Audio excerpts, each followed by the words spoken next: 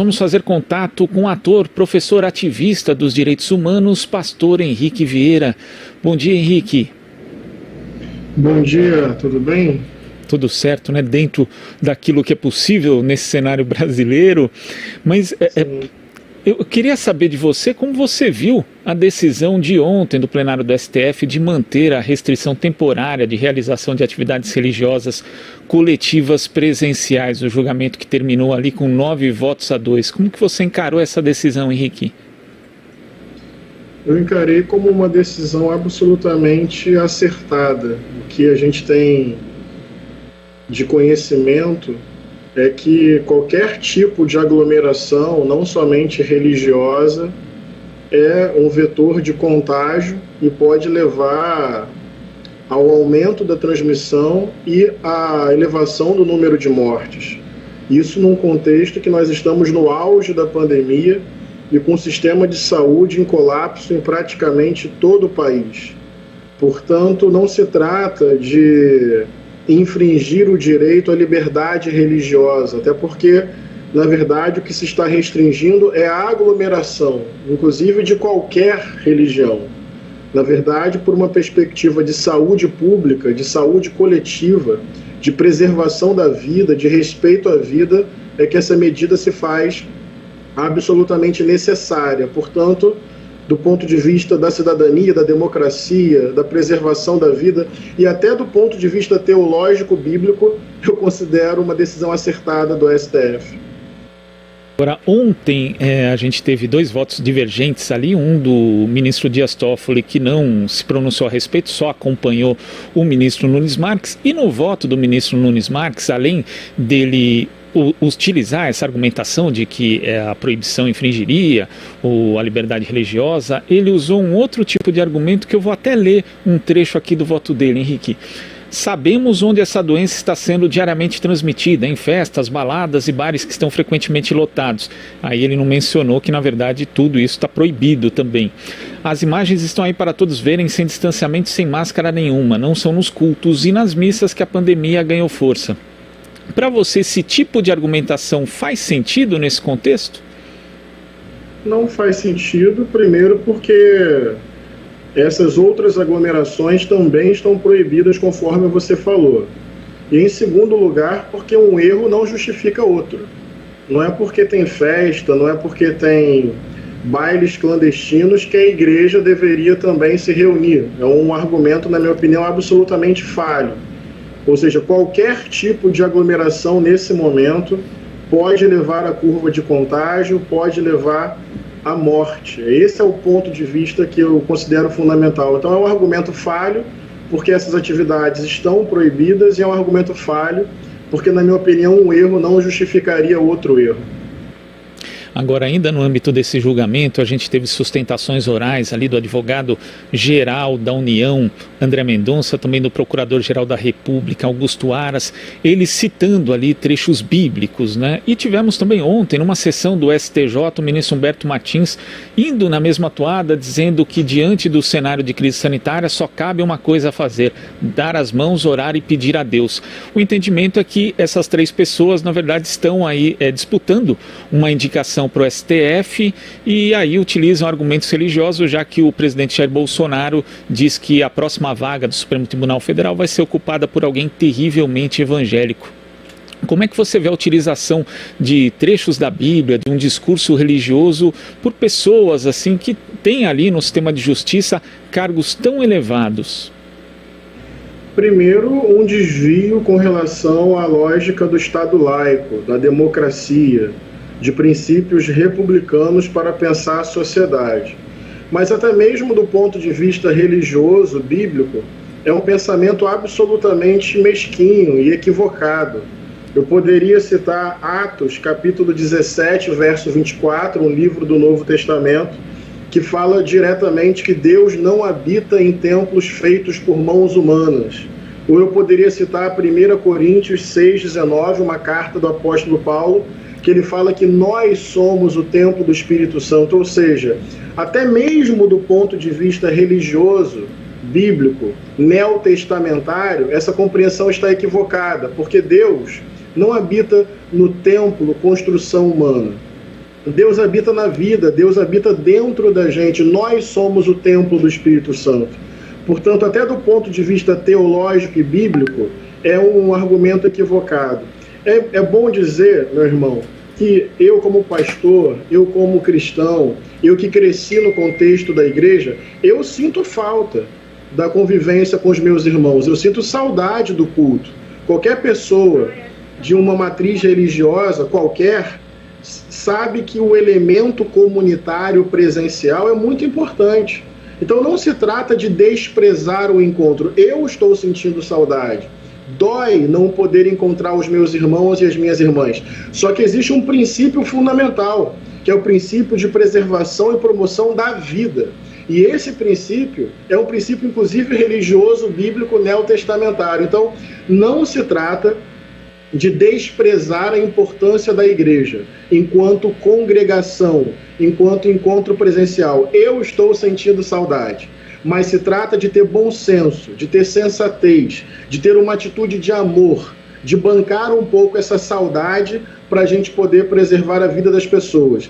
E as igrejas podem participar de redes de solidariedade, podem contribuir no combate à fome, podem dar consolo às pessoas que estão enlutadas porque perderam pessoas queridas. Enfim, tem 1000 maneiras prudentes, responsáveis da igreja se manifestar nesse momento e contribuir para a gente ultrapassar essa pandemia e salvar o maior número possível de pessoas. Trata-se, portanto, de amor à vida, não se reunir agora e não fazer aglomeração. Sem dúvida, né? Todo mundo tem saudade, né? Dos companheiros, dos irmãos, da família. Esse distanciamento físico é muito penoso, mas ele é necessário, como você ressaltou. Agora, quando tem esse tipo de julgamento, né, no Supremo Tribunal Federal, e não foi esse caso, porque essa foi uma ação localizada em São Paulo, mas quando o ministro Nunes Marques liberou a realização de cultos presenciais, foi em função de uma ação que foi impetrada por uma associação de juristas intitulados evangélicos, dá impressão para muita gente que isso é uma posição unânime, mas está longe de ser unânime, né, Henrique? Porque diversas denominações, na verdade, estão defendendo, como você defende, o distanciamento social. Exatamente, a minha igreja, a Igreja Batista do Caminho, já está há 1 ano e meio fazendo encontros virtuais.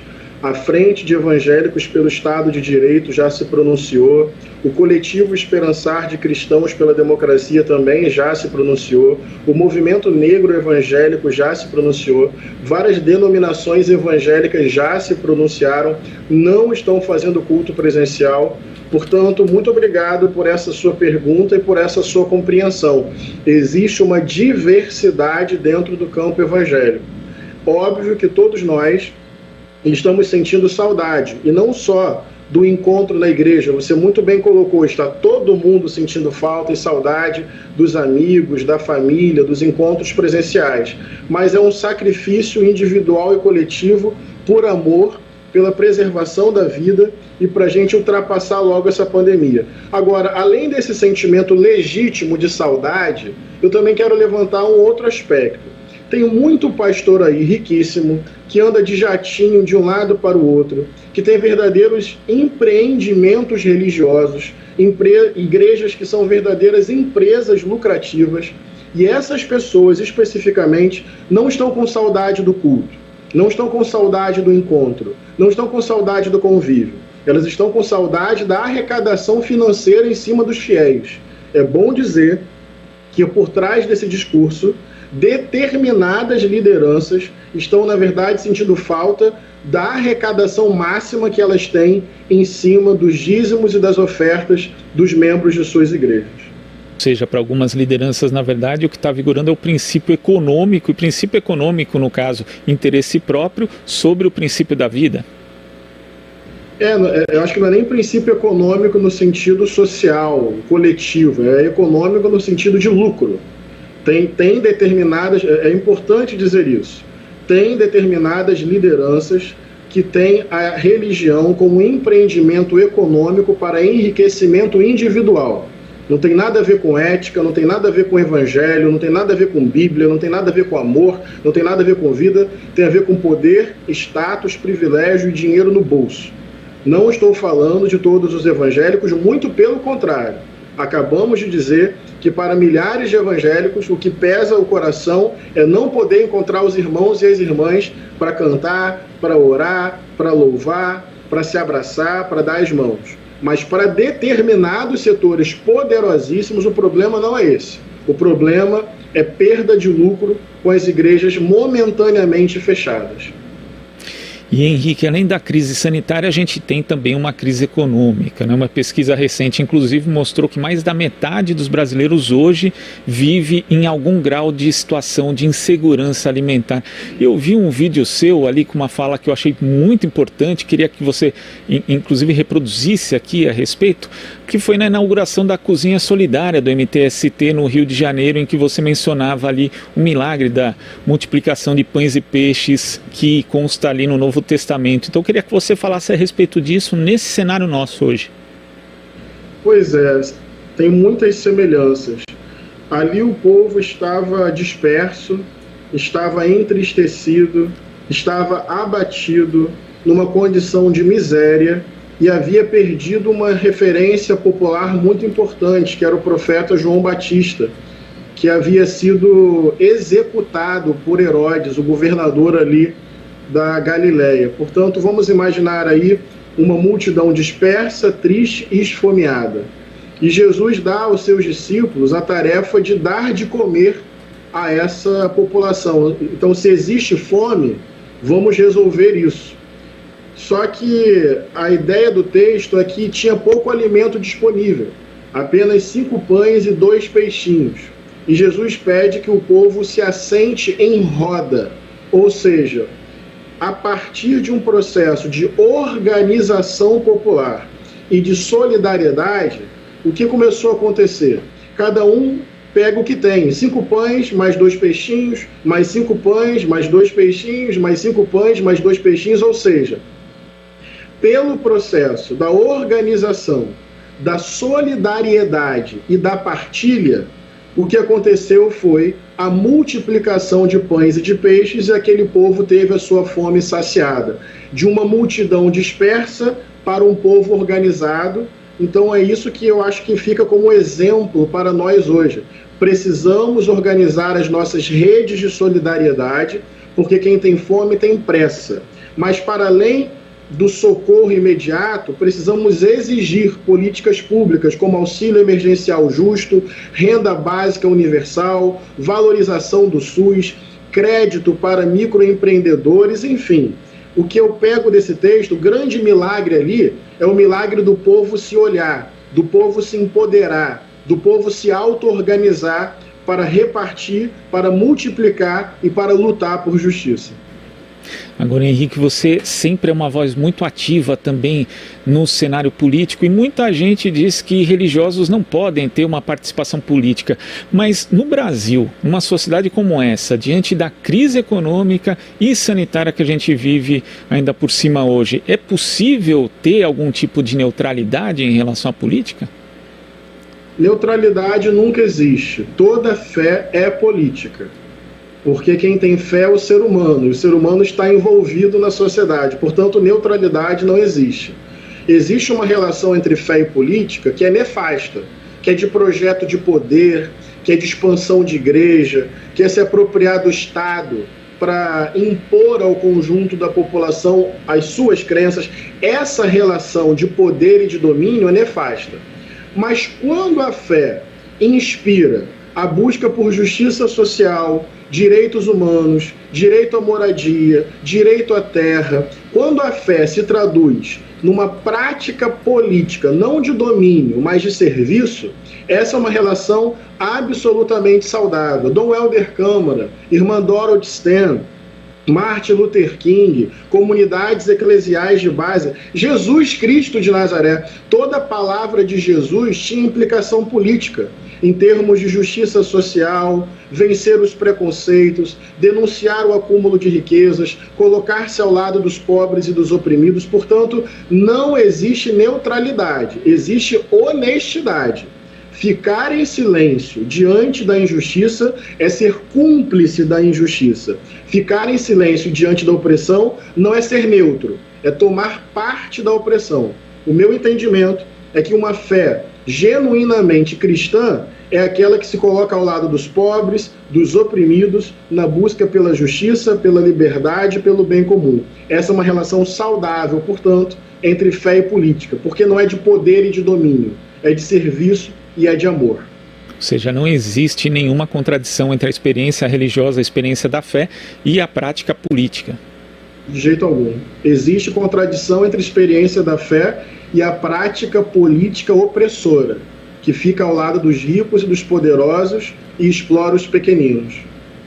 Agora, Henrique, falando justamente dessa experiência genuína de fé que você cita, né, que pode ser traduzida na política, você publicou uma postagem no Twitter que eu achei assim muito precisa, dizendo o seguinte, que Bolsonaro mandaria matar Jesus usando o nome de Jesus. Então, eu queria que você falasse a respeito disso, né, dessa contradição aparente, que você já tocou nesse assunto, e também se é possível hoje a gente chegar a uma solução dessa crise sanitária, da crise econômica, com Jair Bolsonaro à frente da presidência. Eu costumo dizer o seguinte, quer aprender mais sobre Jesus? É só olhar para Bolsonaro, porque é exatamente o contrário. Tem uma certa didática ali, né? Bolsonaro fala em vingança, Jesus fala em perdão. Bolsonaro zomba do sofrimento humano, Jesus sempre se move de íntima compaixão. Bolsonaro faz o jogo dos poderosos. Jesus sempre andou e anda ao lado dos sem poder. Bolsonaro faz o jogo dos ricos. Jesus sempre denunciou o acúmulo de riquezas. Bolsonaro faz exaltação à violência. Jesus sempre promoveu e promove a paz. Bolsonaro exalta torturadores. Jesus foi torturado. Portanto, não há compatibilidade possível entre aquilo que Bolsonaro fala e aquilo que Jesus é. O Jesus de Bolsonaro mataria o Jesus da Bíblia. Eu vou repetir. O Jesus de Bolsonaro, que é do ódio, da guerra, do massacre, da indiferença, sanguinário, esse Jesus armado, nada tem a ver com o Jesus da Bíblia, de Mateus, Marcos, Lucas e João. O Jesus de Bolsonaro é um guerreiro sem coração, e o Jesus da Bíblia é um amigo cheio de compaixão. O Jesus de Bolsonaro mataria o Jesus da Bíblia. Não há solução efetiva para a crise sanitária com esse governo. É um governo negacionista, não reconhece o valor da ciência e do conhecimento humano. É um governo não só indiferente à morte, é um governo gestor e patrocinador da morte. Não é incompetência só, é projeto político de eliminação de parte da sociedade brasileira. Portanto, é um governo negacionista, é um governo patrocinador da morte, é um governo que ameaça os marcos fundamentais e básicos da democracia brasileira, é um governo que persegue a oposição, quer estabelecer a censura, exalta a ditadura, enfim. O maior aliado do vírus hoje no Brasil para gerar morte é o presidente da República. O maior aliado do vírus é o Bolsonaro. Henrique, queria agradecer a sua participação aqui no Jornal Brasil Atual e pedir para você deixar uma mensagem justamente para as pessoas que, como você mencionou, estão sentindo falta do contato humano, não só dos cultos, mas também da família, dos amigos, que estão aí passando, que estão sofrendo, na verdade, né, do ponto de vista afetivo e às vezes até econômico também em meio a essa pandemia. Deus está em nós, Deus está chorando as nossas lágrimas, Deus está nos chamando a ter esperança, Deus está nos chamando a ter solidariedade entre nós. E para além de uma mensagem religiosa, o amor. O amor é o vínculo que nos une mesmo distantes. Não estou falando de um amor sentimental, de um amor apenas romântico, de um casal. Falando do amor como aquilo que nos humaniza.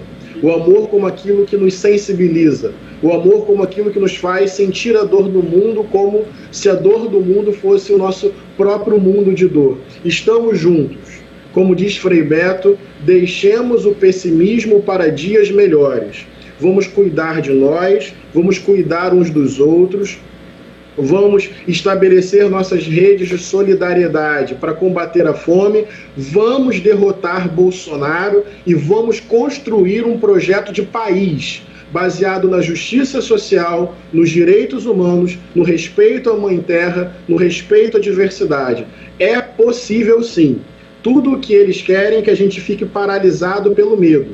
Coragem não é ausência de medo, coragem é agir apesar do medo. Portanto, coragem para cuidar da gente, cuidar do próximo, combater a fome, derrotar Bolsonaro e avançar num projeto de país de justiça social, democracia, liberdade e direitos para todas as pessoas. Deixemos o pessimismo para outro tempo.